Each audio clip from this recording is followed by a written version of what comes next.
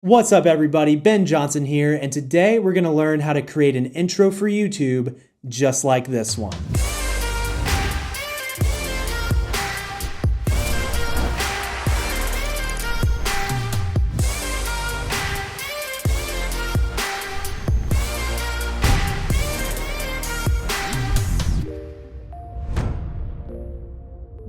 Alright, welcome back to the channel. My name is Ben Johnson and I am a content creator based here in Atlanta.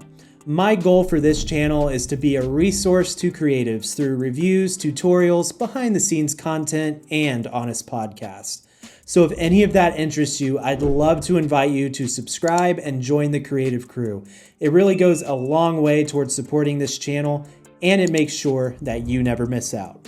Alright, let's talk about intros.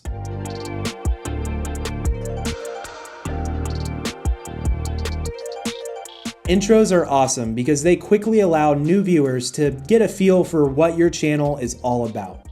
When done well, they can add a lot of energy and clarity to your videos. So now let's head on over to the computer and break down my YouTube intro so that you can get a few tips for when you go to create yours.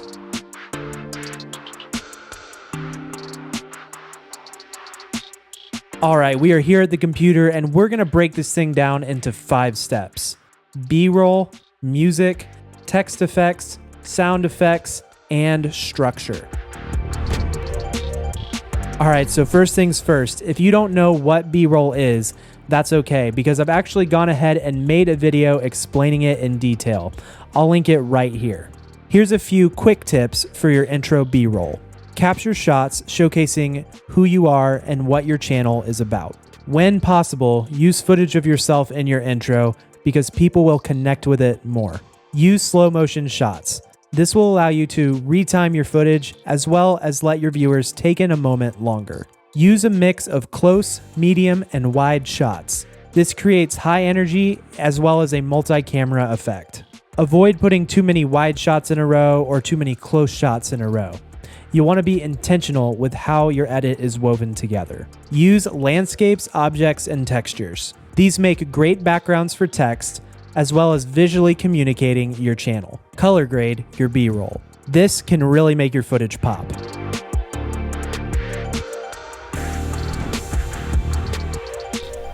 Just like your favorite TV show's theme song, your intro music is going to become the theme song for your channel. If you want some insight on song selection, I've actually made a video on the topic. Overall, I recommend picking a high-energy instrumental.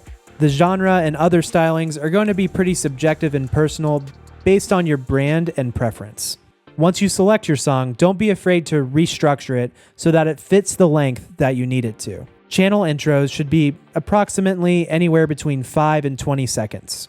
I also recommend editing to the music, which basically means timing out your clips so that it matches the pacing of your song. Text is a great way to enhance your intro. To select the best text, I recommend summing up what your channel is about in 3 to 5 words or phrases. For my intro, I picked these 4: reviews, tutorials, behind the scenes, and podcasts. Now, a simple technique that I could do here is just to drop some text on top of my B-roll like this.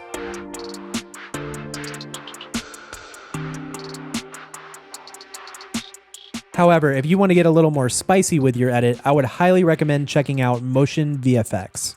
They are a great resource for video effect plugins.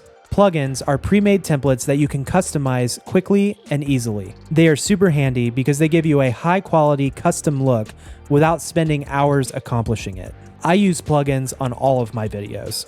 In fact, all of the effects done here on my intro are Motion VFX plugins. In particular for YouTube, I really love their M-Channel Modern effect. You can get really creative and it is a super simple drag and drop process. If you're looking to get a trendy, clean, modern vibe for your videos, definitely check out this plugin. I'll put a link in the description. Simple is best. Too many effects can get cluttered very quickly. Keep your keyword the main focus. Big, bold fonts are typically best. Maintain brand consistency. Be intentional with your fonts and colors.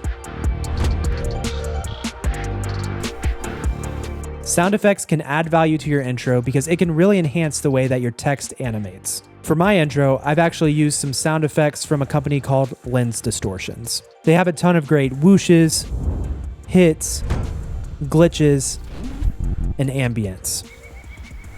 To start sound designing, go ahead and mute your music and then start watching through your text animations while imagining some sound effects. You can even start to create your own sound effects with your voice just to help you imagine it. Whoosh. You may look and sound a little ridiculous while you're doing it, but once you add in the actual sound effects, it can really make a worthwhile difference. Check out this quick snippet with no sound effects.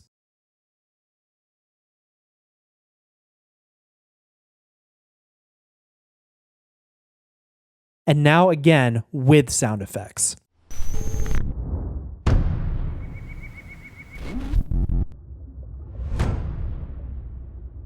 I tried to find noticeable moments where a whoosh or a hit or an ambient sound could really enhance what was going on in my sequence. Be very moderate with your sound effects because too much can be horribly, horribly distracting. Also, make sure not to turn it up too much. Subtle is best. You want people to feel it more than they're aware of hearing it.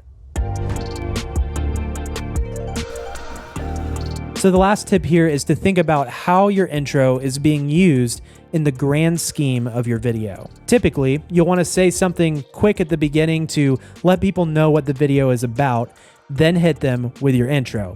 Right after that, you're going to go into the main video.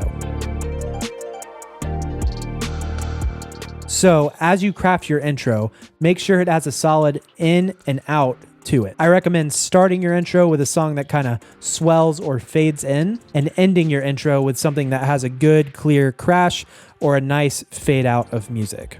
Also, right at the end is where you're going to want to put your name or logo for your channel. From here, you can fade into your A-roll or do an abrupt cut. Just be creative with it and ultimately have fun.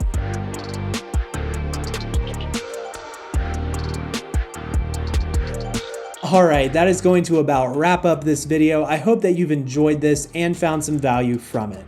Before you guys leave, make sure to hit that like button, subscribe, turn on notifications, and as always, stay creative.